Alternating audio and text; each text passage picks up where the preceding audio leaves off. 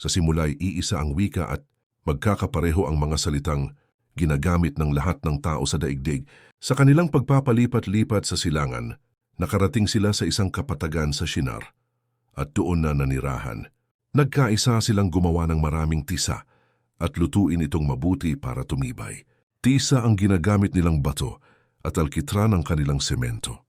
Ang sabi nila, halikayo at magtayo tayo ng isang lunsod na may toring abot sa langit upang maging tanyag tayo at huwag nang magkawatak-watak sa daigdig.